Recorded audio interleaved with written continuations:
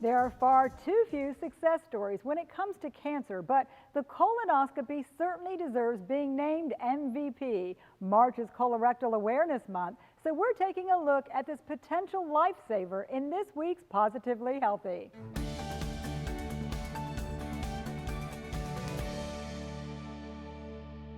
One could make the case the colonoscopy is a vastly underrated procedure. It's the only screener which can detect and treat cancer in a single sweep. It's done under light sedation, and we take a small camera and we look up in the colon for little growths in the colon called polyps. Unmanaged, those polyps could lead to cancer down the road, so we remove them before they cause any issues.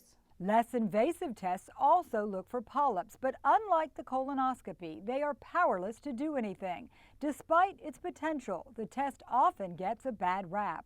The preparation is probably the most unpleasant part of it. What it does is it clears out your GI tract so that when we go in with the camera, we get a good look. Even with such a reliable tool, colon cancer remains the third most common cancer in this country and the third most deadly. Doctors recommend people with average risk get scoped at age 50, but there are notable exceptions. Patients who have a family history of colon cancer or colon polyps should get screened 10 years prior to their first-degree relative's diagnosis, which sounds a little complicated, but usually it's around age 40. It's essential that you listen to your body. If you've had a sudden change of your daily habits, you suddenly get diarrhea that isn't going away, constipation that's not going away, or any blood or some weight loss. Increased awareness is slowly moving the needle. Colon cancers are now being picked up sooner.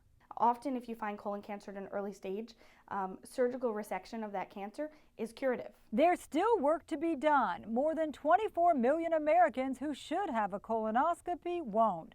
A gold standard procedure, it has great value when it's used. And it's such a rarity to have a screening tool that can do so much and eliminate the risk. Absolutely. It's one of the most preventable cancers.